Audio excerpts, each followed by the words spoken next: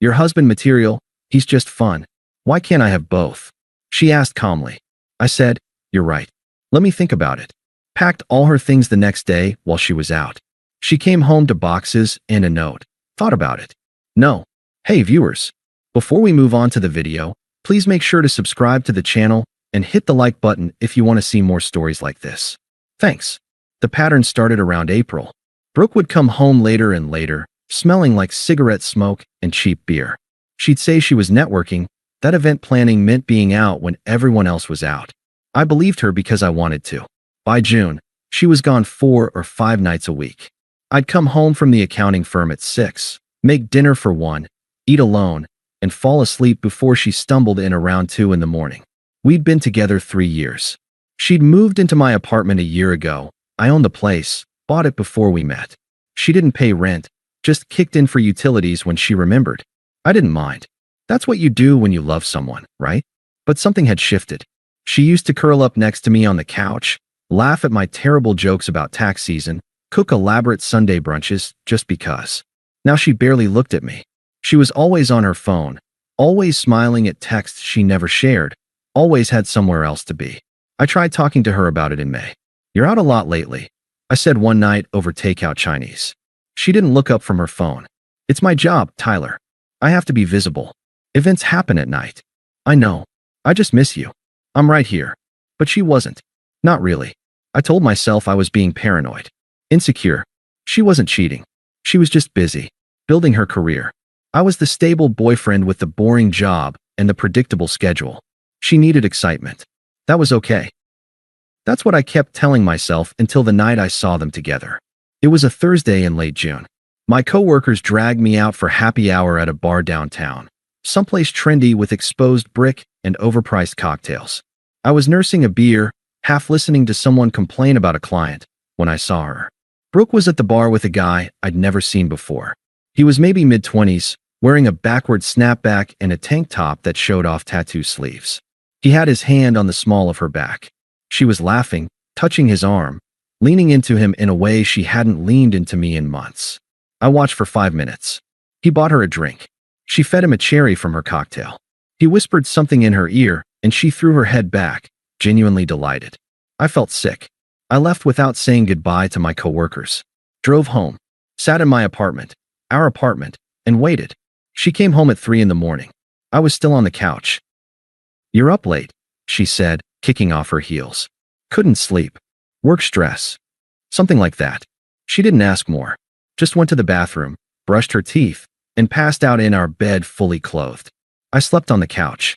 The next few days were strange. I watched her differently. Noticed things I'd been ignoring. The way she was always texting. The way she'd disappear into the bathroom for 20-minute phone calls. The new clothes. Tighter, shorter, more revealing than anything she used to wear. By Wednesday, I decided to talk to her. Really talk. No accusations, just honesty. Thursday night, I came home with her favorite Thai food and a plan to ask her directly. Who was the guy at the bar? She got home at 7, which was early for her lately. What's all this? She asked, eyeing the food spread out on the table. Thought we could have dinner together. Actually talk. She sat down, but she looked wary. Okay. What do you want to talk about? I took a breath. Us. How we're doing. We're fine. Are we?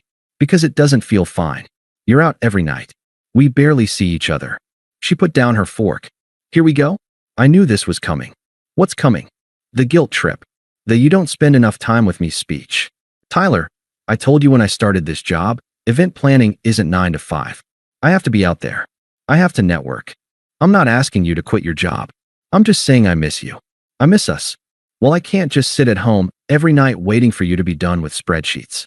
I need stimulation. I need to actually live. That stung. I'm not asking you to sit at home. I'm asking you to be present when you are here. I am present. Who's Chase? Her face changed. Just for a second. Then she recovered. Chase? He's just a friend. Works at one of the venues I book. I saw you with him. Last Thursday. At Hudson's. Silence. You were following me? I was at happy hour with coworkers. I saw you. You were all over him. We're friends, Tyler. I'm allowed to have friends. Friends don't look at each other like that. She stood up. I don't like what you're implying. I'm not implying anything. I'm asking directly. Who is he? She sat back down slowly, looked me in the eye. Okay, you want honesty? Fine. Yes, I've been spending time with Chase. He's fun. He takes me places. He makes me feel alive. But I haven't cheated on you. Yet. I haven't, she insisted. I'm being honest with you because I don't want to sneak around. I don't want to lie. So what are you saying? She took a breath. I'm saying, I need something you can't give me right now. Which is excitement, spontaneity, passion. Tyler, you're amazing. You're stable and responsible, and you own this apartment, and you have a good job and a retirement plan. You're husband material. The way she said it didn't sound like a compliment. And Chase is fun. He's a bartender who DJs on weekends. He takes me to underground shows and rooftop parties, and we dance until 4 in the morning. He makes me feel young. You're 29. You know what I mean. With you, everything is planned. Everything is safe. And that's great for building a life. But I'm not ready to build a life. I need to experience things first. I stared at her. What exactly are you asking me, Brooke? She met my eyes. Completely calm. I'm asking, why does it have to be one or the other? You give me security, stability, a home. He gives me adventure, excitement. Why can't I have both? The words hung in the air like smoke. Both. Yes. I mean, think about it rationally. We're adults. We can be evolved about this. You fulfill one set of needs. He fulfills another. Why do those have to be mutually exclusive? You want to date him while living here with me. I want to be honest about what I need. I love you, Tyler. I want to be with you long term. But I'm not ready to give up experiencing life. I'm not ready to be settled. You live in my apartment. And I appreciate that. But that doesn't mean you own me. I'm still my own person. I stood up, walked to the window, looked out at the city lights. She was actually serious. This wasn't a hypothetical. She was asking permission to cheat on me while living in my apartment, eating food I bought, using my Netflix account. So, I said slowly, not turning around. You want security and adventure. Husband material and fun. Me and Chase. Yes. I turned to look at her. She wasn't crying. Wasn't apologetic. She looked expectant, like she'd just presented a reasonable business proposal and was waiting for my counteroffer. Okay, I said. She blinked. Okay. You're right. Let me think about it. Really? She looked genuinely surprised. You're actually considering it? It's a big ask. I need to think it through. She stood up, relieved. Of course. Yes. Think about it. Really consider it. I think if you're honest with yourself, this could work for both of us. Maybe. She kissed my cheek. Thank you for being open-minded. This is why I love you. You're so rational. She grabbed her purse. I'm meeting Melissa. We can talk more tomorrow, okay? Sure. She left. I stood in the kitchen, surrounded by Thai food neither of us had eaten, and felt something click into place. Something cold and clear. She was right about one thing. I didn't need to think about it. I called my sister Nina at 9. She wants to date another guy while living in my apartment, I said without preamble. 5 seconds of silence. Then, please tell me you're leaving her. I'm thinking about it. Tyler, there's nothing to think about. She just asked permission to cheat on you. She says it's not cheating if I know about it. She's delusional. And you're better than this. Tell me you're leaving. I am. I just need to do it right. What does that mean? She doesn't pay rent. Never has. She just kicks in for utilities sometimes. She's not a tenant, legally speaking. So you can just pack her out. Yeah, I checked. No rental agreement, no rent payments, no tenant protections. Nina's voice changed, became sharp and focused. When? Tomorrow. While she's out. I'll be there at 9. What do you need? Boxes. Help packing. A witness. Done. And Tyler. Yeah. I'm proud of you. I didn't sleep that night. I sat at my laptop researching, planning, thinking. She wanted both. She wanted the security of a boyfriend and the excitement of a lover. She wanted the apartment and the adventures. She wanted to have her cake and eat it too. She'd get neither. I ordered moving boxes on Amazon. 20 of them. Overnight shipping. Then I texted my friend Kevin. Need help tomorrow. Can you bring your truck? Kevin, what time? Tyler. 10. Kevin, I'll be there. I sat on my couch that I'd bought, in my apartment that I owned, and felt completely calm. Friday morning, Brooke left for work at 8:30. She was in a good mood. Have you thought about it? She asked, kissing my cheek. Still thinking, I said. Take your time. But really consider it, okay? I think this could be really good for us. She left. I waited 10 minutes to make sure she was really gone. Then I called Nina. She just left. Come over. The boxes arrived at 9. Nina showed up 5 minutes later with coffee and a grim expression. Let's do this, she said. Kevin arrived at 10 with his truck. We started packing.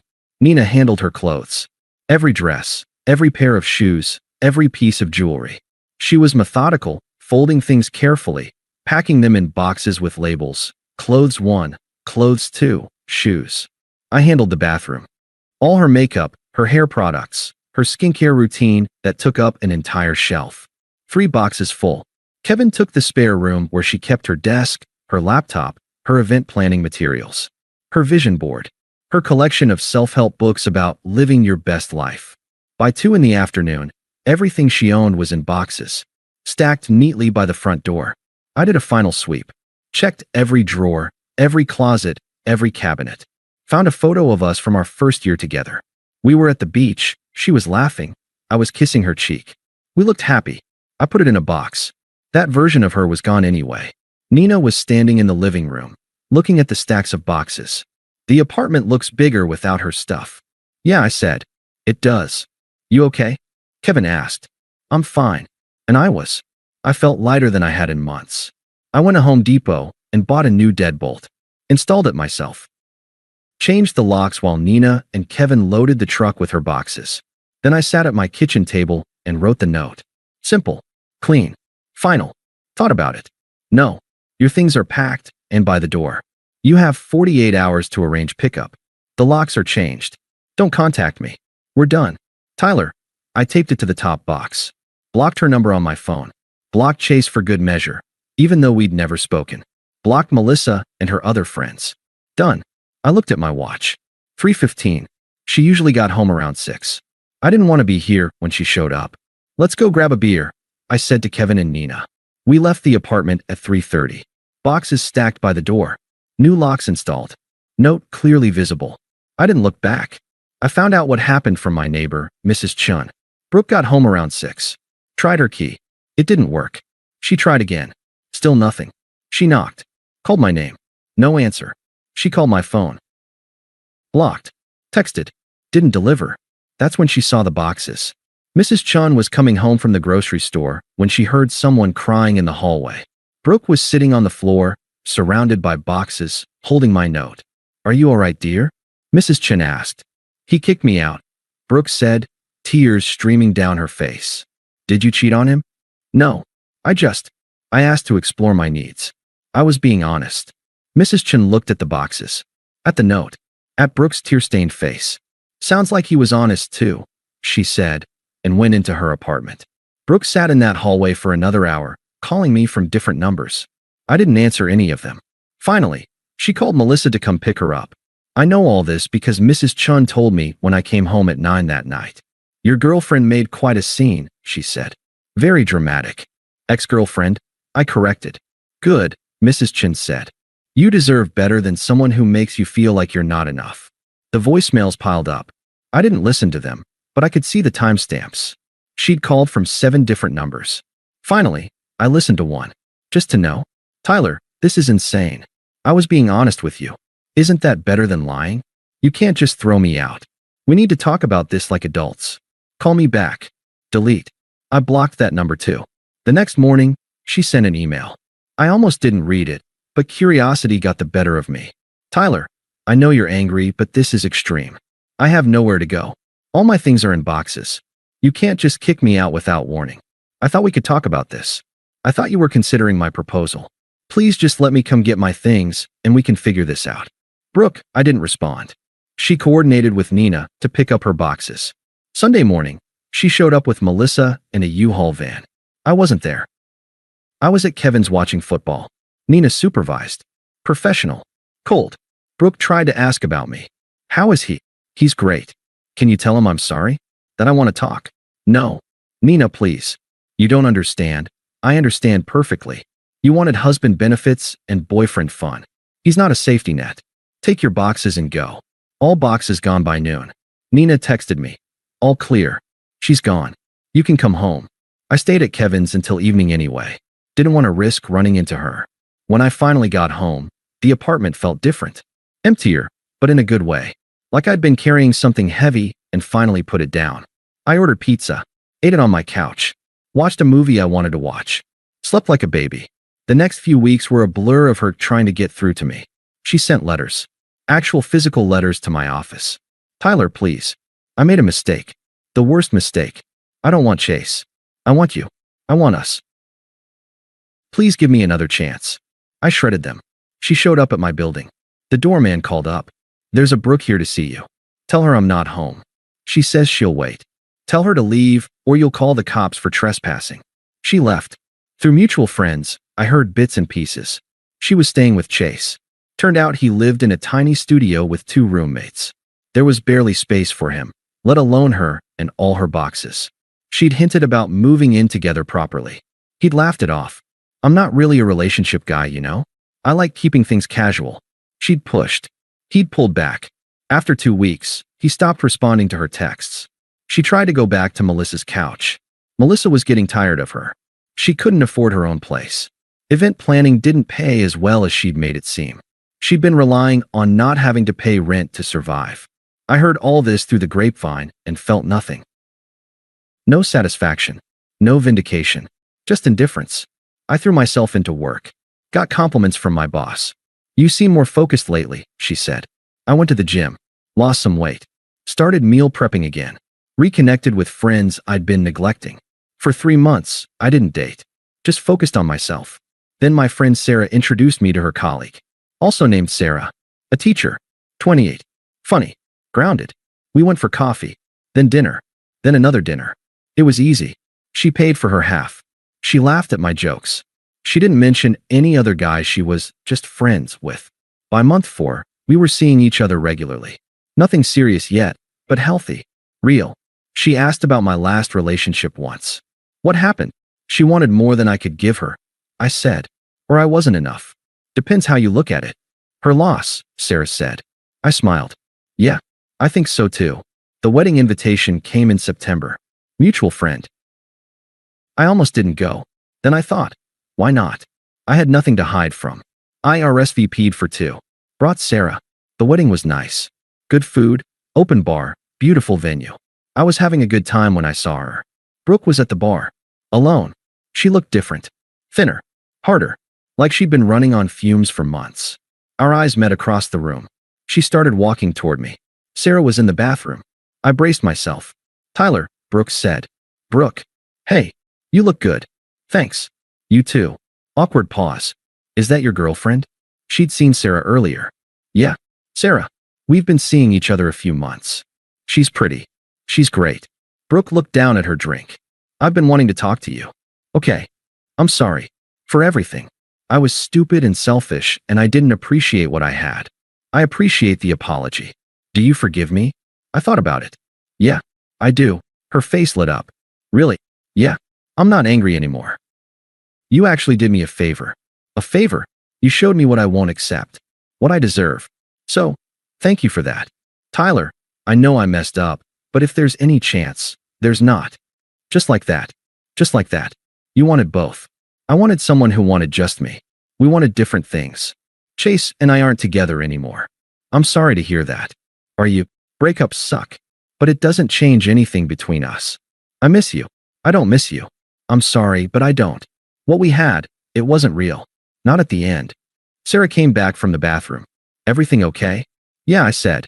Brooke, this is Sarah. Sarah, Brooke. They shook hands politely. Nice to meet you, Sarah said. Brooke forced a smile. You too. Treat him well. He's a good one. I plan to, Sarah said, taking my hand. Brooke walked away. Sarah looked at me. Your ex? Yeah. She seems sad. Probably. But not my problem anymore. We danced. We laughed. We left early and went back to her place. I stayed the night. Woke up next to someone who wanted just me. It was enough. More than enough. It was everything. Thanks for watching. Make sure to subscribe to the channel and hit the like button. What do you think about this story? Share it in the comments.